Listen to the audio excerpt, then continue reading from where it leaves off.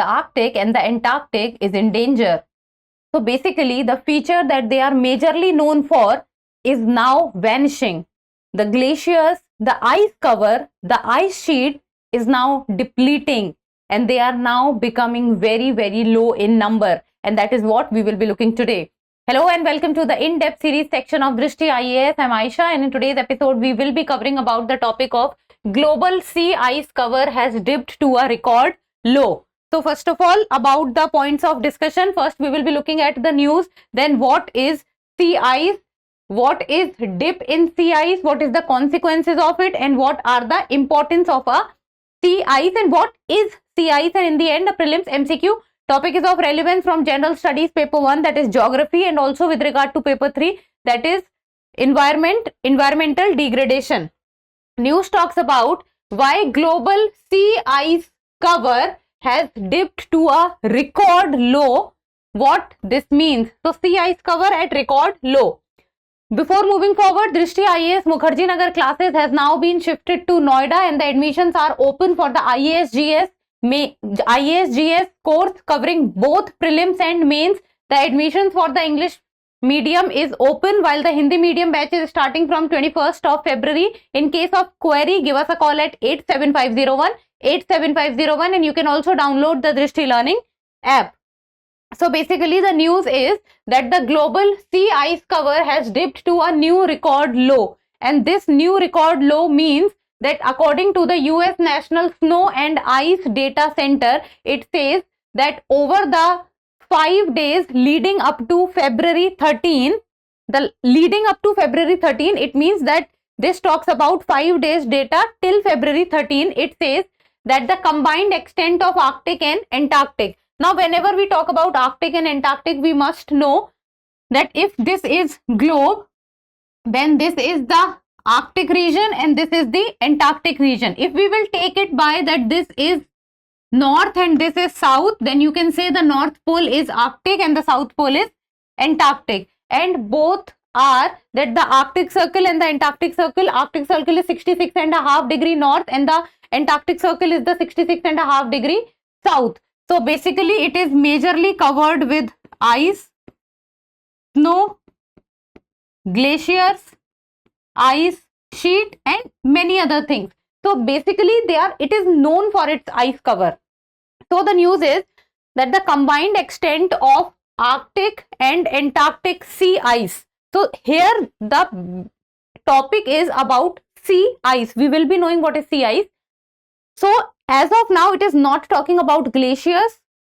It is not talking about snow. It is talking specifically about the sea ice.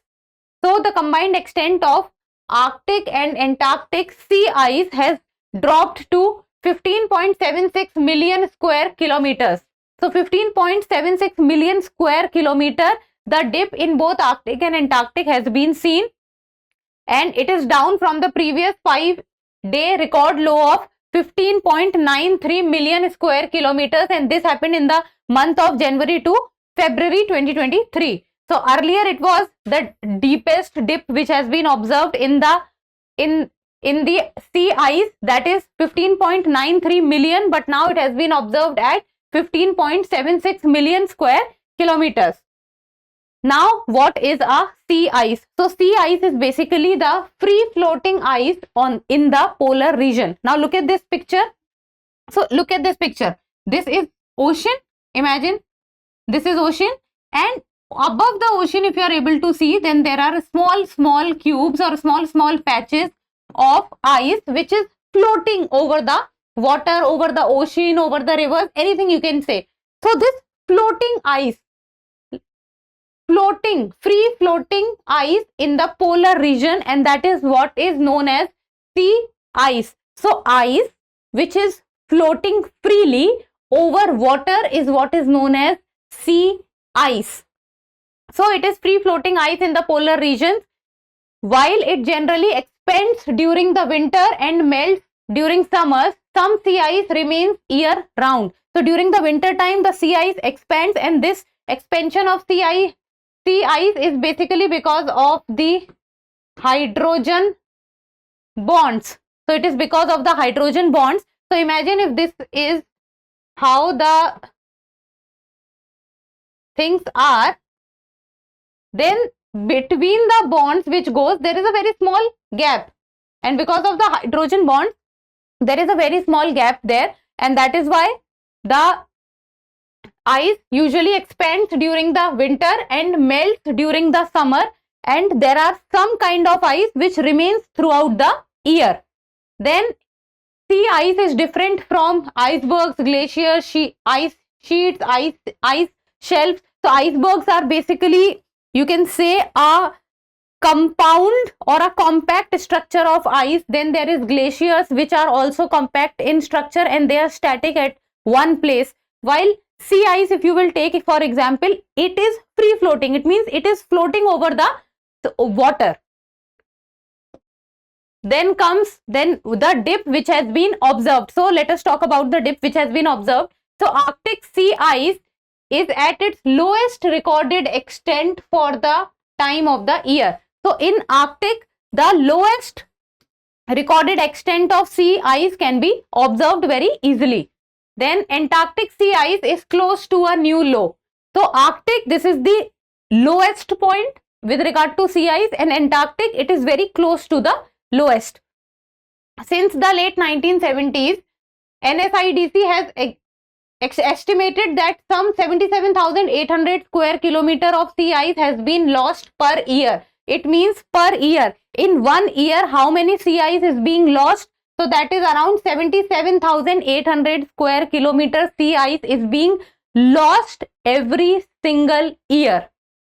Then according to NASA, between 1981 to 2010, Arctic sea ice extent in September, when it reaches its minimum extent, shrunk at a rate of 12.2% per decade. So with regard to Arctic sea ice per decade means a period of 10 years. So in a period of 10 years, how much shrinking of the sea ice has taken place? So that is 12.2%. Then 2023, maximum Antarctic sea ice reached holistically low levels. So Arctic, it is lowest, Antarctic, it is reaching a new low. Then if we talk about last year, that is the year of 2023, the cover was higher than in 2023, but still 1.55 million square kilometer below the average maximum extent. So from the time of 1981 to 2010, if we will observe, then around 1.55 million square kilometer, it is already below the extent which was present during the time of 1981 to 2010. And the same numbers have been depicted through these charts. So this red line which you are able to see is the Arctic sea ice extent, and this is from 1981 to 2010. Then the green line, second line, which you are able to see is from 2011 to 2012, and the blue line, the third line, which you are able to see is from 2024 to 2025. So if you will see that very clearly, it is visible that during the time of 1981 to 2010, the extent of sea ice is higher, and during the time of 2024 to 2025, the extent of sea ice is low, and the same goes in Antarctic. Now coming to the next part, and that is behind the dip. So according to the experts, 2025 low could be due to a combination of factors, and these combination of factors are warm air, warm seas, and the winds. And the winds which blows, and these winds break the ice into different parts. Then the Antarctic sea ice is particularly vulnerable to ice breaking winds. Now what happens is, the wind that blows and that has the capacity and the capability to break the ice, it is deadly in nature because it completely breaks the ice into different pieces, and even the largest structures of ice can be broken down, and this leads to the melting of the ice. Then unlike Arctic ice, it is surrounded by ocean instead of continents, and it is thus more mobile and also comparatively thinner. So if we will talk about, now look at the map. Okay, this is Arctic and this is Antarctic. Now if you will look at Antarctic, so basically the continent is not present very close to Antarctica. But if you will look at Arctic, so continents or the land masses are present close to Antarctic. Like for example, the north part of Russia, then you have the Greenland and also the Alaska region. So now what happens is that as compared to Arctic, the Antarctic ice is more mobile because it has more area to move from one place to another. And when it becomes mobile, so it gets mixed up in the ocean more, or you can say it gets mixed up in the water, more amount of water as compared to the Arctic. So the movement of the ice or the length or the breadth of the ice, so the Antarctic ice is thinner as compared to the Arctic ice.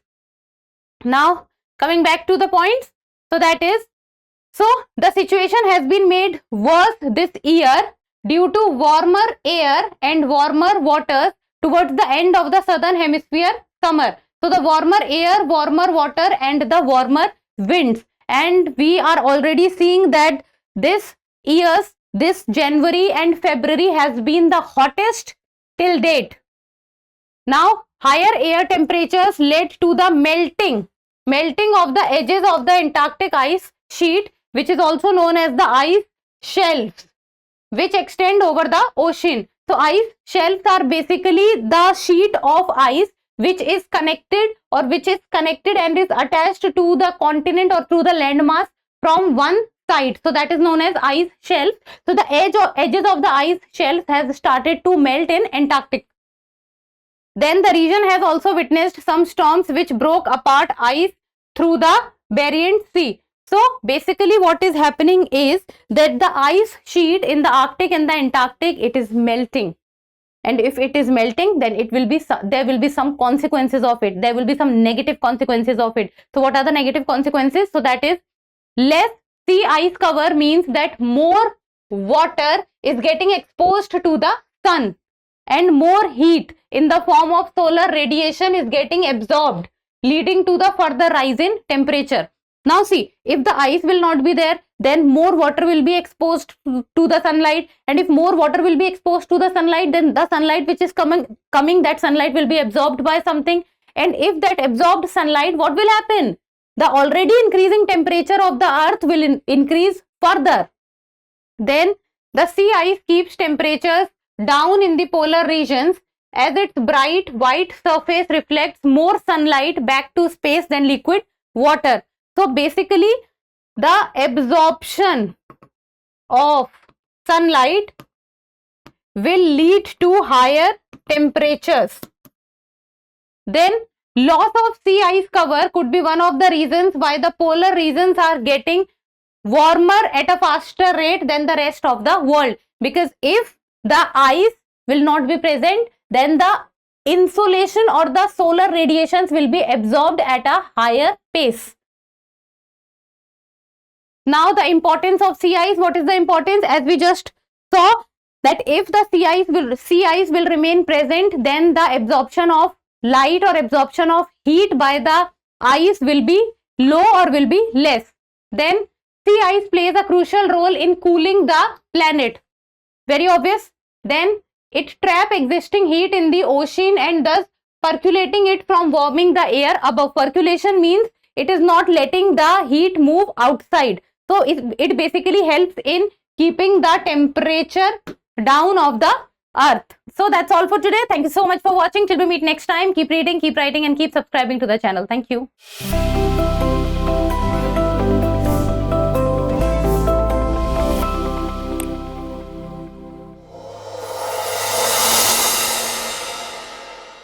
For more informative content, like, share and subscribe, and do not forget to press the bell icon to get the notifications.